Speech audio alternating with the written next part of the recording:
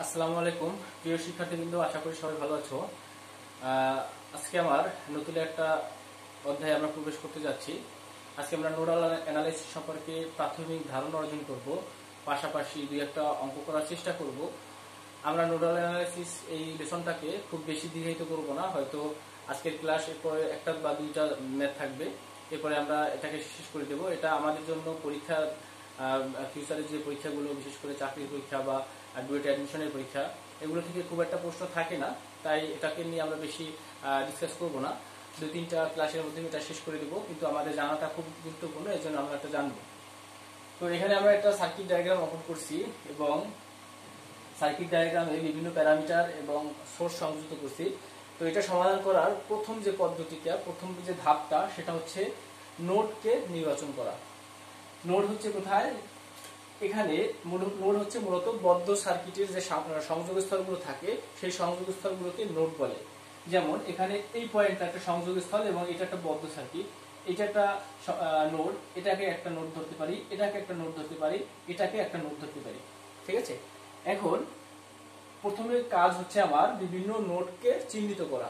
এখন নোডকে যখন আমি চিহ্নিত করব, তখন আমার একটা জিনিস হিসাব রাখতে হবে যে আমি আমার যে সার্কিটের ম্যাথটা করব, সেই সার্কিটের সংযুক্ত সকল প্যারামিটার এবং কারেন্ট বা ভোল্টেজ সোর্স যাই থাকুক না কেন, তাদের প্রত্যেকটা শাখা আমার হিসাবে আসতে হবে। অর্থাৎ আমার সম্পূর্ণ সার্কিটে ততগুলোই নোড ধরবো, যতগুলো নোড ধরলে সার্কিটের সংযুক্ত যতগুলো প্যারামিটার এবং কারেন্ট বা ভোল্টেজ সোর্স থাকবে, তাদের সমগ্র সবাইকে আমরা হিসাবে নিয়ে আসতে পারবো। অর্থাৎ প্রত্যেকটা শাখার মানকে আমি নিতে পারবো। এখন সেই ক্ষেত্রে আমি এখানে আমার মতো নোট ধরে নিলাম যে এই পয়েন্ট, এই পয়েন্ট, এই পয়েন্ট, তিনটা V1 V2 V3 নোট ধরে নিলে আমি দেখলাম যে প্রত্যেকটা পয়েন্টের মান, প্রত্যেকটা শাখার যে ভ্যালু থাকে, সেই ভ্যালুগুলো আমরা নিয়ে আসতে পারি। আর আরেকটা কথা হচ্ছে, নোডাল অ্যানালাইসিস মানেই হচ্ছে ভোল্টেজকে, নোড ভোল্টেজকে পরিমাপ করে বা নোড ভোল্টেজকে বের করে তারপর আমার হিসাব করা। সুতরাং নোডাল অ্যানালাইসিস কাজ করে, এটা এমসিকিউ প্রশ্নে আসে যে নোডাল অ্যানালাইসিস কাজ করে কিসের উপর ভিত্তি করে? নোড ভোল্টেজের উপর ভিত্তি করে। আর একটা প্রশ্ন আসে ম্যাক্সওয়েলের থিওরেম কাজ করে কিভাবে? ম্যাক্সওয়েল থিওরেম কাজ করে মূলত কারশফের কারেন্ট সূত্র অনুসারে, অর্থাৎ এটা কারেন্ট অনুসারে আমাদের কাজ করে। আর নোডাল অ্যানালাইসিস কাজ করে নোডের ভোল্টেজকে কেন্দ্র করে। এরপরে কাজটা হচ্ছে আমার এই যে এই একটা নোড আছে, এই নোডের এই পয়েন্টটা দেখলাম আমার একই বিন্দু, অর্থাৎ এখানেও যে বিন্দু, এখানেও সেই বিন্দু, এখানেও সেই বিন্দু, অর্থাৎ একই বিন্দু। এটাকে আমরা গ্রাউন্ড হিসেবে ধরে নিলাম যে এটা আমার গ্রাউন্ড পয়েন্ট বা নেগেটিভ পয়েন্ট বা নিউট্রাল পয়েন্ট। এরপরে কাজ হচ্ছে আমার প্রত্যেকটা নোডে কেসিএল প্রয়োগ করা। পরের কাজ হচ্ছে আমার প্রত্যেকটা নোডে কেসিএল প্রয়োগ করা। কেসিএল মানে হচ্ছে কারশফস কারেন্ট ল, যেটা হচ্ছে যে কোনো সংযোগস্থলে আগত কারেন্ট সমান সমান নির্গত কারেন্ট। এখন হিসেব হচ্ছে, যখন আমি কোনো নোডে কেসিএল প্রয়োগ করব, তখন আমার হিসাব করতে হবে যে সব নোডে স্বতন্ত্র কোনো সোর্স ছাড়া কারেন্ট আসেনি, তাদের ক্ষেত্রে হিসাবটা হবে যে এই নোডের কারেন্টটাই বা ভোল্টেজটাই সবসময় বড় থাকবে। অর্থাৎ দেখা গেল যে এই যে নোড, এখানে তিনটা শাখা আছে মিলিত স্থান, এই একটা শাখা, একটা শাখা, একটা শাখা, এই তিনটা শাখার এই যে শাখাটা আছে, এখানে একটা আমরা রেজিস্ট্যান্স সংযুক্ত করে দিই, তাইলে আমাদের বুঝতে আরো ভালো হবে। এখানে R6 দিলাম, R5 দিলাম। আচ্ছা, এখানে এই নোডে, এই যে নোডটা আছে, এই নোডে তিনটা শাখা আসছে, একটা, দুইটা, তিনটা শাখা সংযুক্ত হয়েছে। এই সংযুক্ত নোডে এই শাখার মধ্যে স্বতন্ত্র কোনো সোর্স নেই, এই শাখার মধ্যে স্বতন্ত্র কোনো সোর্স নেই, এবং এই শাখার মধ্যে একটা স্বতন্ত্র সোর্স এবং একটা প্যারামিটার আছে। তো আমি যখন হিসাব করব, তখন যদি কোনো স্বতন্ত্র সোর্স থেকে এই নোডে বা সংযোগস্থলে কারেন্ট না আসে বা না বের হয়ে যায়, তাইলে তাদের ক্ষেত্রে আমার এই নোডের ভোল্টেজ অথবা কারেন্ট সবসময় বড় থাকবে। অর্থাৎ এই নোড থেকে কারেন্ট বা ভোল্টেজ সবসময় বাইরে বের হয়ে যাবে। যখন যে নোডে কাজ করব, সব নোডের ক্ষেত্রে হিসাব একই হবে। আমি আবার বলি বিষয়টা, আমি যখন এই নোডে কাজ করব, তখন এই নোডের ভোল্টেজ বা কারেন্টই সবচেয়ে বড় থাকবে, যদি না এই নোডে অন্য কোনো স্বতন্ত্র সোর্স থেকে কারেন্ট বা ভোল্টেজ না আসে। যেমন এটা একটা স্বতন্ত্র কারেন্ট সোর্স, এটা একটা স্বতন্ত্র ভোল্টেজ সোর্স। এই ভোল্টেজ সোর্সটা ভোল্টেজ সোর্স থেকে একটা কারেন্ট এই নোডের এই বিন্দুতে আসছে। সুতরাং এখানে হিসাব হবে এই যে কথাটা বললাম, এই সূত্রটা এখানে হিসাব হবে না, এই সূত্রটা কোথায় হিসাব হবে, যে সব শাখায় স্বতন্ত্র কোনো ভোল্টেজ বা কারেন্ট সোর্স নেই সেই সব শাখা থেকে, মানে সেই সব শাখায় এই নোড থেকে বা যে নোডে কাজ করব সেই নোড থেকে সবসময় ভোল্টেজ বা কারেন্ট বের হয়ে যাবে। কোথায় বের হয়ে যাবে? এই গ্রাউন্ডের কাছে চলে আসবে। তাহলে যখন আমি V1 নোডে কাজ করব তখন আমি কি লিখবো, এখান থেকে কারেন্টটা বের হয়ে গেছে, এখান থেকেও কারেন্টটা বের হয়ে গেছে, কারণ এই শাখার মধ্যে কোনো স্বতন্ত্র কারেন্ট বা ভোল্টেজ সোর্স নেই। এই শাখাটুকুর মধ্যে V1 থেকে V2 যে শাখাটা সে তার মধ্যেও কোনো স্বতন্ত্র ভোল্টেজ বা কারেন্ট সোর্স নেই। এই শাখার মধ্যে একটা ভোল্টেজ বা কারেন্ট সোর্স আছে। সুতরাং এই যে এখানে যে ভোল্টেজ বা কারেন্ট সোর্স স্বতন্ত্রভাবে যেটা থাকবে সেইটার ডিরেকশনে যেভাবে কারেন্ট প্রবাহিত হয় সেক্ষেত্রে আমি ওই নোডের দিকে সেইভাবে কারেন্টের ডিরেকশন দিব। কিন্তু যখনই আমি এই নোডের ভোল্টেজ কারেন্টকে বড় ধরবো যেসব শাখায় আমার স্বতন্ত্র কোনো ভোল্টেজ বা কারেন্ট সোর্স থাকবে না। তো এখান থেকে কারেন্টটা তাহলে অবশ্যই উপরের দিকে যাবে, কারণ এই সোর্সের কারেন্টটা এই নোডের দিকে প্রবেশ করছে এবং এই নোড থেকে V1 নোড থেকে এইদিকে একটা কারেন্ট গেছে, উপরের দিকে একটা কারেন্ট গেছে, ঠিক আছে। তাইলে এই V1 নোডে আমি KCL প্রয়োগ করে পাই। V1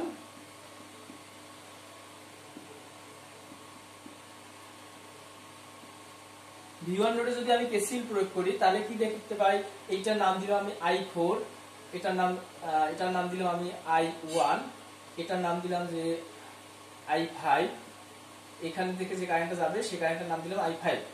তাহলে আমি এখানে দেখলাম যে এই I5 কারেন্টটা ঢুকছে এবং I1 এবং I4 কারেন্টটা বের হয়ে গেছে। তাহলে আমি লিখতে পারি I5 সমান সমান I4 প্লাস I1, অর্থাৎ আগত কারেন্ট সমান সমান নির্গত কারেন্ট। এখন I5 কারেন্ট কোথায় আছে?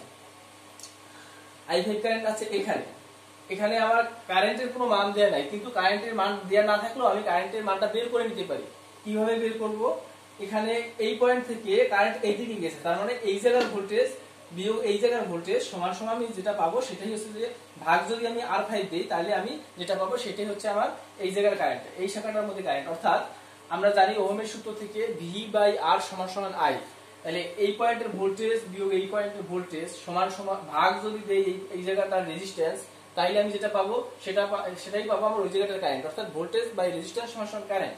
তাহলে I5 এর ক্ষেত্রে কি লিখবো, এই পয়েন্টের ভোল্টেজ হচ্ছে E মাইনাস V1 ভাগ হচ্ছে R5। এই পয়েন্টের ভোল্টেজ E এবং এই পয়েন্টের ভোল্টেজের মান হচ্ছে V1। এই পাইলাম হচ্ছে মোট ভোল্টেজ, এই জায়গাটুকু বা এই রেজিস্ট্যান্সে যে ভোল্টেজ ড্রপ হয়েছে সেই ভোল্টেজ ড্রপের পরিমাণ হচ্ছে E মাইনাস V1 ভাগ যদি এখানে রেজিস্ট্যান্সের পরিমাণ দেই তাহলে আমি যেটা পাবো সেটি হচ্ছে আমার I5 বা ওই জায়গাটার কারেন্ট, এই শাখাটার কারেন্ট সমান সমান I4 কি আমি বলছিলাম যে নোডে আমি হিসাব করব সবসময় এই নোডের ভোল্টেজ বা কারেন্ট সবসময় বড় হয়ে যাবে, সেই জন্য এখান থেকে কারেন্ট ওই অন্য শাখায় বা শাখাগুলোতে পাস হবে। তাহলে এখানে দেখলাম যে I4 আছে এই শাখাটা, তাইলে অবশ্যই V1 নোডের ভোল্টেজ বড় এবং এই নোডটা মিলিত হয়েছে কোথায়, এই শাখাটা মিলিত হয়েছে V3 তে। তাহলে আমি যদি লিখি যে V1 মাইনাস V3, তাহলে কি পাবো, V1 মাইনাস V3 লিখে পাবো এই জায়গার যে ভোল্টেজ ড্রপ হয়েছে সেই ভোল্টেজ ড্রপ। তাইলে আমি লিখি যে V1 মাইনাস V3। এখানে V1 মাইনাস V3 কেন লিখলাম, কারণ এই জায়গা যে নোডে হিসাব করব ওই নোডের ভোল্টেজটাই সবসময় বড় যদি ওই শাখার মধ্যে কোনো স্বতন্ত্র কারেন্ট বা ভোল্টেজ সোর্স না থাকে। V1 মাইনাস V3 সমান সমান মানে হচ্ছে V4, অর্থাৎ R4 এর মধ্যে যে ভোল্টেজ ড্রপ সেটা। তাহলে ভোল্টেজ পেলাম R4 এর, এবার রেজিস্ট্যান্সের মান হচ্ছে যে R4, তাহলে V/R সমান সমান I4। এরপর আছে প্লাস I1 হচ্ছে এই শাখাটা, তাহলে এই শাখাটার ভোল্টেজ পাবো কিভাবে, অর্থাৎ R1 এর ভোল্টেজ ড্রপ পাবো কিভাবে, এই জায়গার ভোল্টেজ মাইনাস এই জায়গার ভোল্টেজ ভাগ যদি এই জায়গার রেজিস্ট্যান্স দেই তাহলে আমি যেটা পাবো সেটা হচ্ছে I1। অর্থাৎ আমি লিখতে পারি V1 মাইনাস V2 ভাগ হচ্ছে R1। এখন এইটাকে আমি যদি লসাগু করলে আমি এরকম একটা লাইন পাবো যে E minus V1 by R5 সমান মাইনাস V1 মাইনাস R3 ভাগ R4 minus V1 minus V2 by R1 সমান সমান 0, বা এখানে আমি যদি লসাগু লিখি R5 R4 R1 এভাবে যদি লসাগু করি তাহলে কি হবে, তাহলে আমার একটা মান আসবে। হ্যাঁ, আমি এটাকে আমি সংক্ষেপে, যেটা আপনারা সবাই অবশ্যই লসাগু করে নেবেন, লসাগু করে নিলে আমি যে লাইনটা পাবো সেই লাইনটা আমি লিখে দিচ্ছি। V1 by R1 plus V1 by R4 plus V1 by R4 plus V1 by R5 minus E by R5 minus V2 by R5 minus V3 by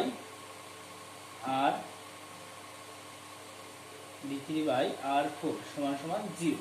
আচ্ছা, এখানে এই বিষয়টা কি করলাম, আমি লসাগু না করে আমি যেটা করলাম সেটা হচ্ছে এই ই, এখানে দেখা যায় যে ই মাইনাস V1 ভাগ হচ্ছে R5, অর্থাৎ ই মাইনাস V1 এই দুটো রাশি আমার R5 এর সাথে ভাগ অবস্থায় আছে, অর্থাৎ E by R5 minus V1 by R5, তাই না?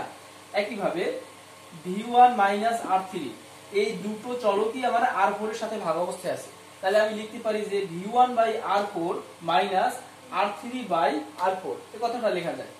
আবার এখানে এই মাইনাস দিয়ে লিখলাম যে V1 মাইনাস V2, এটা দুটোই আমার R1 এর সাথে ভাগ আছে, এটাও ভাগ আছে এটাও ভাগ আছে, কার সাথে? R1 এর সাথে। তাইলে আমি লিখতে পারি যে V1 by R1 minus V2 by R1 সমান সমান 0। এই কথাটা কি আমি এখানে আবার সাজাই লিখলাম যে V1 বাই R1 প্লাস, অর্থাৎ যেগুলো পজিটিভ আছে সবগুলো আমি একসাথে লিখলাম এবং নেগেটিভ গুলো আমি একসাথে লিখলাম। এটা গেল আমার সমীকরণ নাম্বার 1। এভাবে এক নম্বর সমীকরণ দিয়ে নিতে পারি। আশা করি এটা বুঝতে পারছেন। এখন আমার যেটা দরকার সেটা হচ্ছে সবচেয়ে বেশি গুরুত্বপূর্ণ, কিভাবে আমি এটা শর্টকাটে এতগুলো লাইন না করে চলে আসব।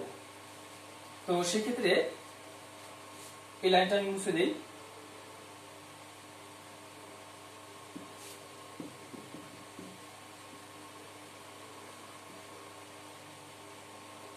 তো V1 নোডে আমি KCL প্রয়োগ করে নিলাম। KCL প্রয়োগ করার পর আমি কি করব, সবগুলোকে একপাশে নিয়ে আসব। I5 minus I4 minus I1 সমান সমান 0। প্রথমে কাজটা হচ্ছে আমার সবগুলোকে একপাশে নিয়ে আসা, অথবা আপনি যখন KCL প্রয়োগ করবেন তখন আপনি এই একই কাজটা প্রথমবারই করে নিতে পারেন।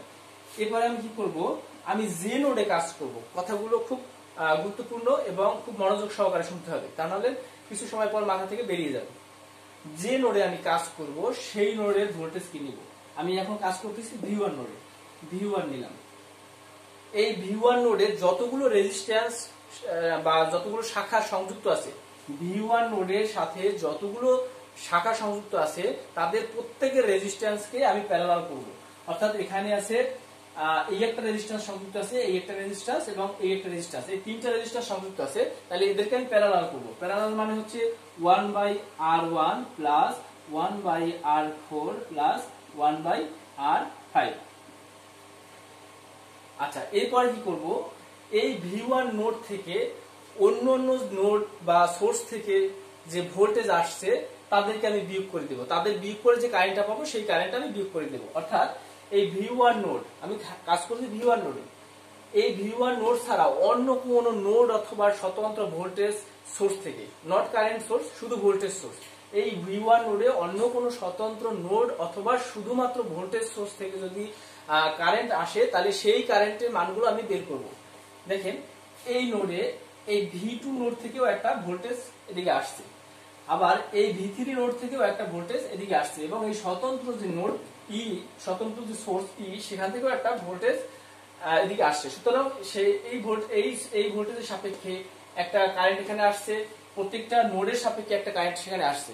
যে যে কারেন্ট আসছে সেটাকে আমি বিয়োগ করে দিব। তাহলে কিভাবে বিয়োগ দিব, এই শাখার কারেন্ট আমি কিভাবে বিয়োগ দিব, ই বাই R5, অর্থাৎ এই শাখার যে অতিরিক্ত ভোল্টেজ বা অতিরিক্ত কারেন্ট, অতিরিক্ত রেজিস্ট্যান্স সমান সমান যেটা আমি পাবো সেটাই হচ্ছে যে আমার ওই শাখার অতিরিক্ত কারেন্টটা, মাইনাস দিব এইখান থেকে একটা আমার ভোল্টেজ আসছে, ভোল্টেজ পাস হচ্ছে, সুতরাং এখান থেকে একটা কারেন্ট আসছে, সেটাকে আমি বাদ দিয়ে দিব V3 বাই ওইখানে রেজিস্ট্যান্স R4 মাইনাস দিব কাকে, আর একটা আসছে V2 থেকে, V2 থেকে একটা ভোল্টেজ আছে এখানে, সুতরাং এখান থেকে একটা কারেন্টও এদিকে গেছে, তাহলে সেটা আমি বাদ দিয়ে দেই, V2 ভাগ হচ্ছে R1 সমান সমান 0।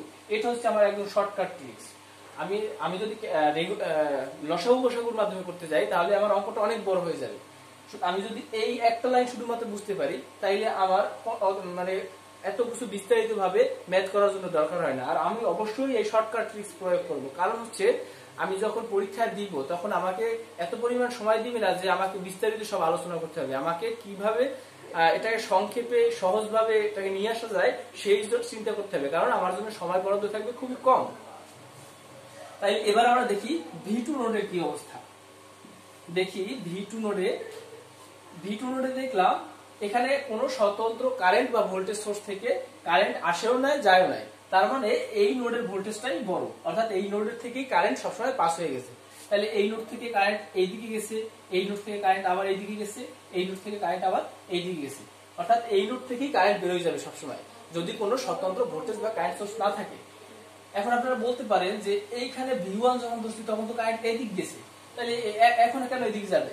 হ্যাঁ, এইদিক গেছিল, কিন্তু এইদিক থেকেও তো একটা এই V1 নোডের তো কারেন্ট একটা যাবে ওদিকে, যে কারেন্টটা এই V2 নোড থেকে যে কারেন্টটা যাবে সেই কারেন্টটা তো আমি বিয়োগ করে দিছি, এর আগের সমীকরণে আমি অবশ্যই বিয়োগ করে দেখাইছি। ঠিক একই ভাবে এখানে V1 নোড থেকে তো একটা কারেন্ট আসছিল, সেই কারেন্টটাকেও আমি বিয়োগ করে দেব। এই V3 নোড থেকে এখানে একটা কারেন্ট আসছিল, সেখান থেকে সেই কারেন্টটাকেও আমি অবশ্যই বিয়োগ করে দেব, কারণ এই V3 নোডে যখন কাজ করব তখন এর কারেন্ট অবশ্যই এদিক যাবে। তো আমি কি করব, V2 নোডের প্রথমে লিখবো যে নোডে কাজ করতেছি সেই নোডটা ধরবো, যে নোডে কাজ করতেছি সেই নোডটা ধরবো।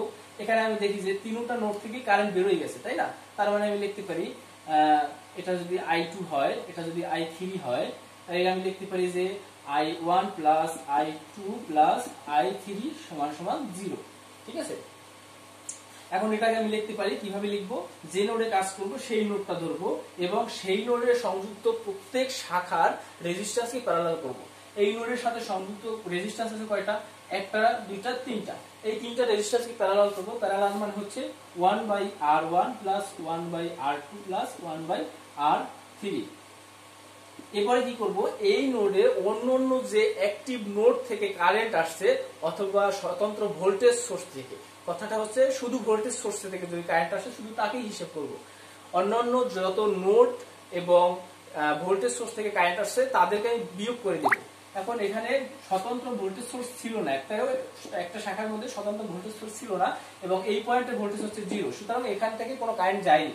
তাহলে এই নোড থেকে একটা কারেন্ট আসছে এবং এই নোড থেকে একটা কারেন্ট আসছে, সেই দুটো কারেন্টকে আমি বিয়োগ করে দেব। তাহলে আমি লিখব -V1/R1 -V3/R3। ঠিক আছে, তো এইটা তো আমার দ্বিতীয় সমীকরণ, V2 নোডের জন্য একটা দ্বিতীয় সমীকরণ হয়ে গেল। এবার আমি V3 নোডে দেখব। এবার দেখব যে applying KCL from V3 node, তাহলে কি এখানে কি পাবো, এখান থেকে সরাসরি এটা কারেন্ট নিচের দিকে চলে গেছে, আবার বাকি যে দুটো শাখা আছে সেখানে আমার কোনো স্বতন্ত্র কারেন্ট বা ভোল্টেজ সোর্স নেই, সুতরাং এই দুটো শাখায় V3 নোড থেকে কারেন্ট বেরিয়ে গেছে। তাহলে আমি কি করব, এখানে একটা KCL প্রয়োগ করি, যে এখান থেকে তিনটা কারেন্টই দেখা গেল আমার বের হয়ে গেছে, এই যে এই নোড থেকে তিনটা কারেন্ট আবার বের হয়ে গেছে, তাই না? কিন্তু আমরা একটা সূত্র জানছিলাম কি, যে আগত কারেন্ট সমান সমান নির্গত কারেন্ট। হ্যাঁ, আমরা সেটা জানছি, কিন্তু এই নোডাল অ্যানালাইসিস ক্ষেত্রে যখন নোডে KCL প্রয়োগ করব তখন এই যে নোডে ধরবো তখন সেই নোডের কারেন্ট বা সেই নোডের ভোল্টেজটাই সবসময় বড় ধরতে হবে। এটাই হচ্ছে নোডাল অ্যানালাইসিসের সিস্টেম বা এটাই হচ্ছে রুলস। তাহলে আমরা লিখব যে I plus I3 plus I4 সমান সমান 0। এখন এই I হচ্ছে একটা স্বতন্ত্র কারেন্ট সোর্স যার মান অবশ্যই অঙ্কে দেয়া থাকবে, তাই না? সুতরাং এটার মান আমার আছে, এটাকে আর ভাঙানোর কোনো দরকার নেই। আমরা হিসাব করতেছি কারেন্ট সোর্স হিসাব করতেছি না, তাহলে এটার মান আমার অলরেডি আছে, তাহলে এটাকে ভাঙানোর আমার কোনো দরকার নেই। তাহলে আমি লিখব কি, I3 প্লাস I4 সমান সমান মাইনাস I। অবশ্যই I মাইনাস এই যে I মান, সেটা এই কারেন্ট সোর্সের মান, সেটা আমার অবশ্যই দেয়া থাকবে অঙ্কের মধ্যে। তাহলে আমি এখন লিখব যে নোডে কাজ করতেছি সেই নোড ধরবো V3 এবং ওই শাখায় সংযুক্ত যতগুলো রেজিস্ট্যান্স থাকবে তাদেরকে প্যারালাল করব। এখানে রেজিস্ট্যান্স আছে মাত্র দুইটা, R3 আর R4, 1/R3 plus 1/R4 minus করব ওই নোডে অন্যান্য যে অ্যাক্টিভ নোড বা অ্যাক্টিভ ভোল্টেজ সোর্স থেকে কারেন্ট আসছে তাদেরকে আমি বিয়োগ করে দিব। এখন অ্যাক্টিভ নোড ছিল কি V1 একটা ছিল, তাহলে minus V1 by R4 minus V2 by R3 minus V2 by R3 সমান সমান মাইনাস I। এটা গেল সমীকরণ 3। তাহলে তিনটা নোডের জন্য আমি তিনটা সমীকরণ পেয়ে গেলাম। এখন এই সমীকরণগুলোকে আমি ইকুয়েশন পদ্ধতিতে যদি ক্যালকুলেশন করি তাহলে সাথে সাথেই আমার উত্তর চলে আসবে। তো আশা করি আজকের এই বেসিক যে নোডাল অ্যানালাইসিসকে কিভাবে আসলে সমাধান করব সহজে সেটা আমরা জানলাম একটা সার্কিটের মাধ্যমে, যার কোনো মান ছিল না, কিন্তু এখন যদি আমি মান দিই আশা করি প্রত্যেকটাই বের করা যাবে। তো আমরা চেষ্টা করব পরবর্তী ক্লাসে কোনো মান দিয়ে কোনো একটা গুরুত্বপূর্ণ সার্কিট নিয়ে, যে সার্কিটটা করলে আমার আরো 5টা সার্কিট করা যায়, তো সেইরকম একটা সার্কিট দিয়ে অঙ্ক করার সমাধান করার চেষ্টা করব। আশা করি সবাই সাথে থাকবে। ধন্যবাদ। আর আমার ভিডিওটি ভালো লাগলে থাকলে অবশ্যই চ্যানেলটিকে সাবস্ক্রাইব করবে, প্লাস পাশে থাকা বেল আইকনটিকে ক্লিক করবে এবং সবার মাঝে ছড়িয়ে দেবে। ভালো থাকবে সবাই। আসসালামু আলাইকুম।